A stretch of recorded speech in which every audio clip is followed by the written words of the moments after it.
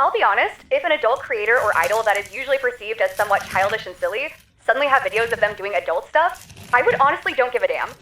Looking back at those videos of Michael Huang doing crazy shit, I personally am not surprised by the fact that he's an adult, around mid-20s. Though randomly, I was concerned about the fact that it was posted unexpectedly on YouTube before being taken down and got re-uploaded by some channel. The power of digital footprint, eh? Call me overly woke sensitive bitch, but some of those guys that follow bros before hoes while in a relationship genuinely aren't ready for one. I don't mean the ones that balance their friendship and their relationships. Don't ever throw away your friendship because you're dating or engaged. I mean the ones that take that excuse, bros before hoes, to not deal with a commitment, typically not spending time and effort on the relationship. Like, hello, you have choice to not date anyone and take all of that time to do whatever you want. A relationship isn't some kind of side quest that sounds like a mandatory thing in life. It's a serious commitment you choose to accept. Even worse, their girlfriends put so much effort into their relationship to make it stronger, yet no romantic reciprocity is given to strengthen it. Same goes for girls also. If you can't treat romantic relationships seriously, you aren't ready for one yet. Another one of my pet peeves is that whenever I or someone asks what that joke means, typically a taboo or adult joke, some annoying ass person goes, "Oh, it's best to not know the actual meaning behind this joke. Stay innocent, buddy. No, just tell me what it means. I'll assure you, I know inappropriate things, dark jokes, sex jokes, and more. I asked because I just don't get it. I already suspected it to be a taboo thing anyways. I'm more grateful for the ones that explain the meaning of the joke than those annoying little comments. There's no point of commenting on someone to not get curious, since they're still gonna find out what it is about the joke.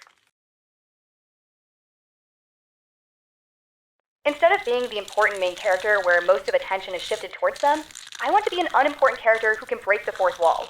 Like, even if I have no fucking lines in the show, at least let me look at the audience like I know their full family name and house address. Sometimes I'd like to see what reactions did the audience give to the show. Or like reacting with them to what the heck is going on with the main character with their buddies or something. Or even better, giving hints to what will happen in the show later in the future. This is even better than being the main character who is the most important to the show. Although, if you are a background character who can break the fourth wall, sometimes be careful. Being too aware beyond your world could lead you to being removed from the show or game you're in. Maybe act like you are a part of your world around you while interacting with your audience, so that won't concern your creator.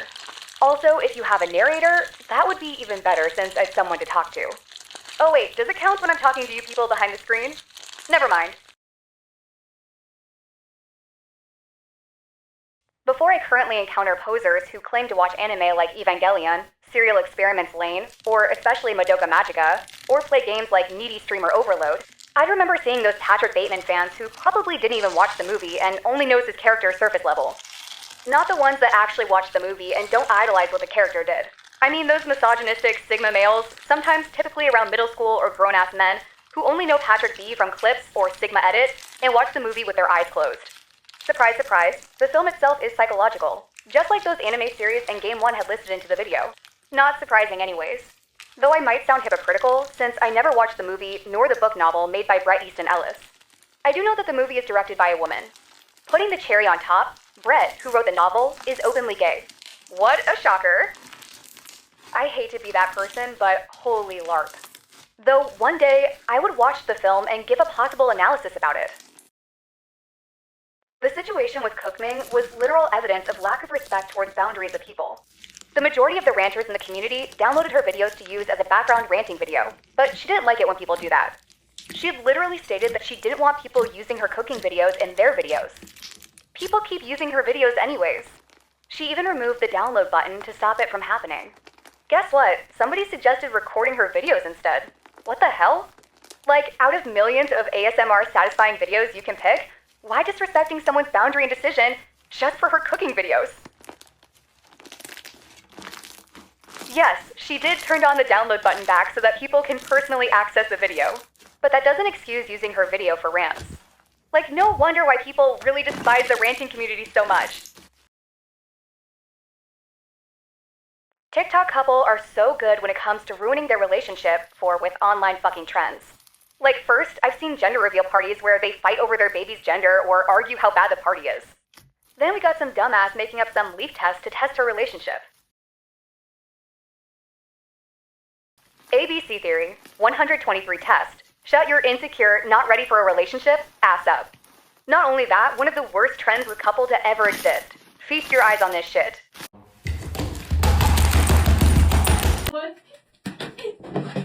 It's not a peek. It's not a peek.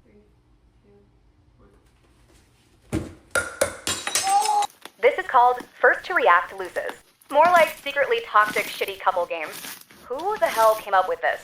At some point, I don't even feel bad for couples that are breaking up when they do these things. I love eating balut, or what the Filipinos call it. Though I'm not a Filipino, I came from a neighboring country. But can I tell you that I like the white duck fetus part than the yellow yolk part? In fact, back when I was 4 or 5 years old, I didn't enjoy the yolk part of the egg because it was uncomfortable to chew it, like hard to chew or something. I give that piece to my mom or dad to eat. With the white duck fetus piece, it was heaven. Tastes so good. Texture was top tier. Except for that white chunk that is hard as heck and hard to swallow. I keep removing the yellow and only eat the fetus, unaware of the fact that it was an unborn duck. I hadn't had balut for a while until a few years ago, where I finally discovered that I had been freely eating fetus part of the egg without knowing. Guess what? I still am eating that part. I don't care. It's so fucking good as usual. Not only that, I can eat the yellow part with enjoyment. Also with that green vegetable people would eat with the egg. Yeah, I love it. I despise it when some idiot comes up to me, seeing me with a slightly dull-looking face and goes, Why do you look so sad? No, I'm not sad. I'm just not in the mood right now since my brain is trying to wake up at 6:30 in the fucking morning. Well, stop making that sad face and try to look happy, damn it. It's the morning now. No one wants to see a sad face, so stop being sad. Oh my gosh, shut up. Now you just have to ruin the mood for me in the morning. Can't you let people look kind of miserable? Just because I'm tired around this period doesn't mean I can't be cheerful and smile like a maniacal freak. Do your eyes itch when my face naturally reacts to early morning hours? So next time, if you see me with a tired face, stop complaining that I am sad as hell when I'm not and leave me alone. I hate whenever I see a bunch of videos of evil people being evil and shit, then at least one comment would throw words like psychopath or sociopath, like it's a slur against humanity or something. Notice how those two terms are umbrella terms for people with ASPD, which is arguably the most demonized personality disorder. Media portrays people with psychopathy or sociopathy as evil criminals so much that people forget that some of them can live a normal life without committing heinous crimes. Both behavioral patterns don't inherently make them bad people. Rather, they function differently due to genetics and environmental factors. Sounds kind of like autism and ADHD, but instead, they lack empathy and reduced ability to feel certain emotions like fear and guilt. Except both of them are an umbrella term for a personality disorder, which makes it unofficial to fully consider them neurodivergent. Aside from those info I just gave, anyone would say mental health matters or anything like that until they see people who commit atrocities and inflicted pain onto others, and calling them sociopaths or psychopaths, not knowing that those terms represent people who are stuck with a brain function they cannot alter, trying their best to control themselves without causing harm towards others, and trying to understand others even if they couldn't feel what others are feeling.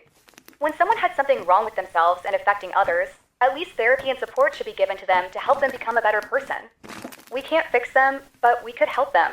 Also, do not use this rant to justify bad behavior. Some psychopaths and sociopaths can do bad things, yet some could live normal lives without hurting others. This is to reduce ableist claims and behaviors towards people with psychopathy or sociopathy, or anyone in the spectrum of ASPD. I think the reason why some guys don't treat their girlfriends like actual human beings is rooted in how society conditioned men to have one or more female partners as a way to prove their masculinity.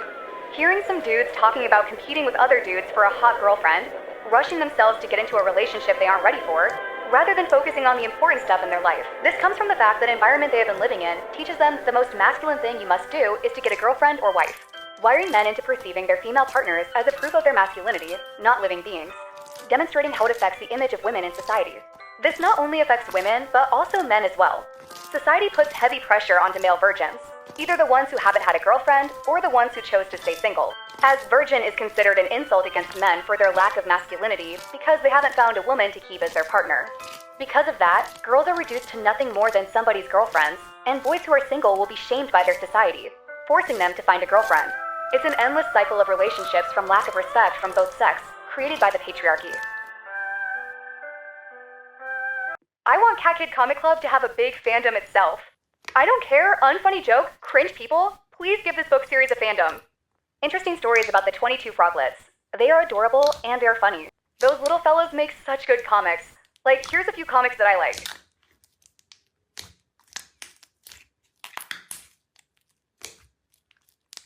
do give out serious issues and moments that makes these stories even better.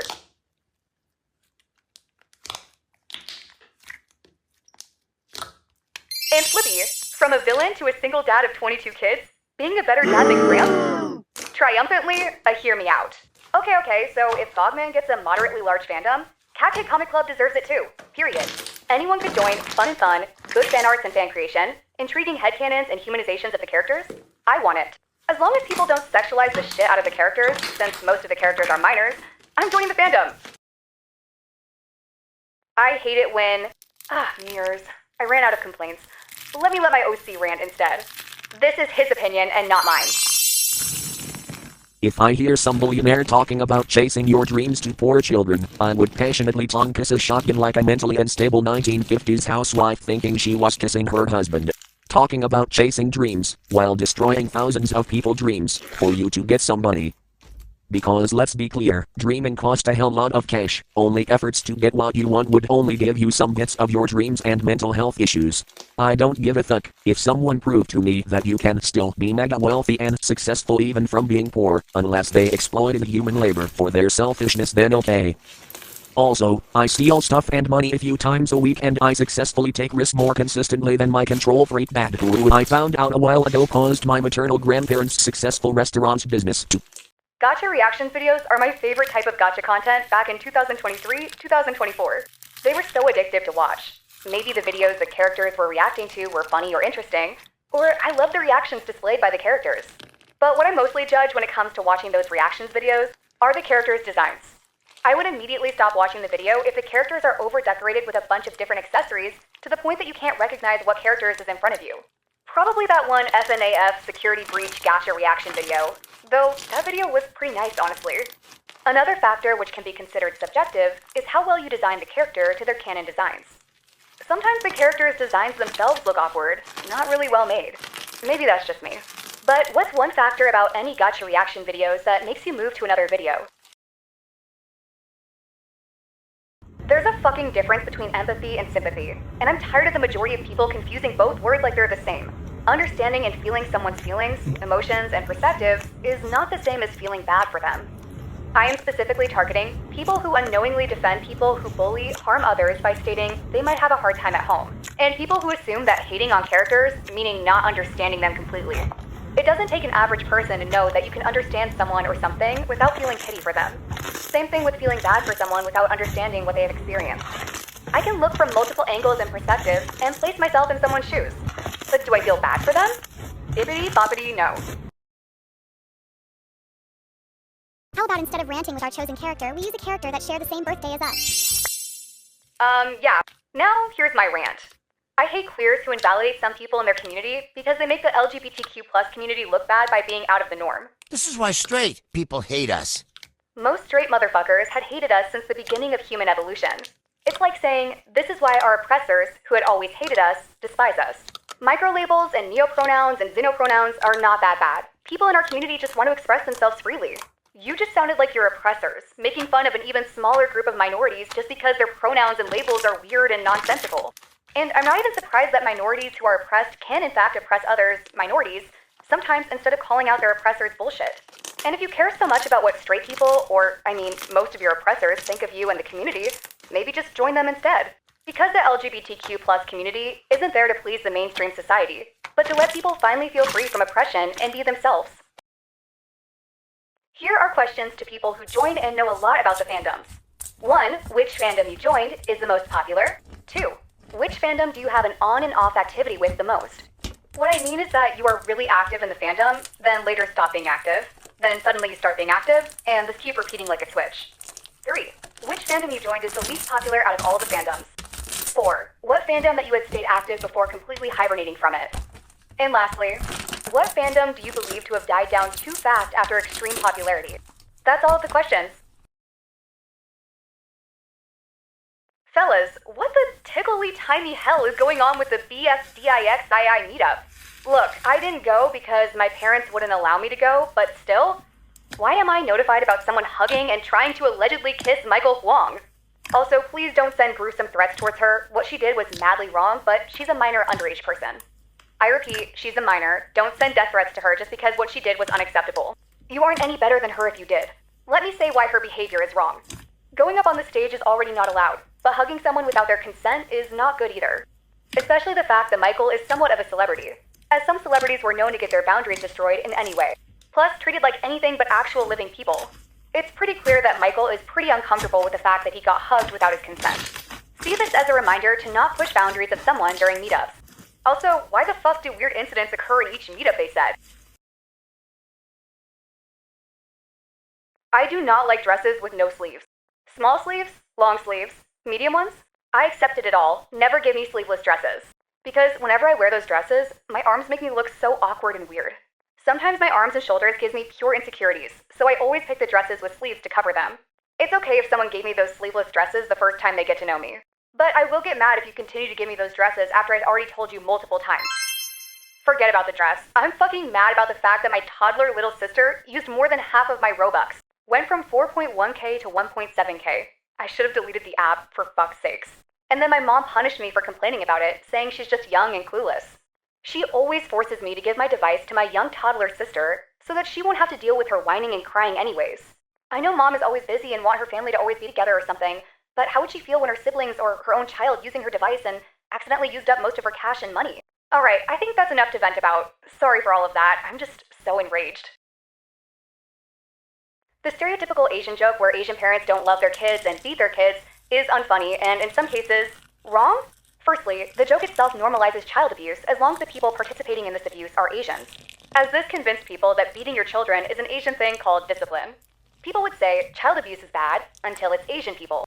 Secondly, child abuse from another race gets forgotten by many people, specifically white people, including the fact that one gets normalized and the other is considered absurd.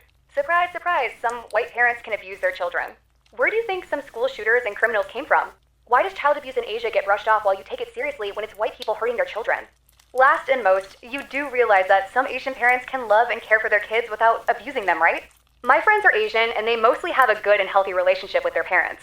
I'm Asian myself too, and my relationship with my parents is alright. Not sure about my mom, but we are okay. In conclusion, Asian parents' jokes are the reason child abuse isn't taken seriously, distorting how people see it in different races.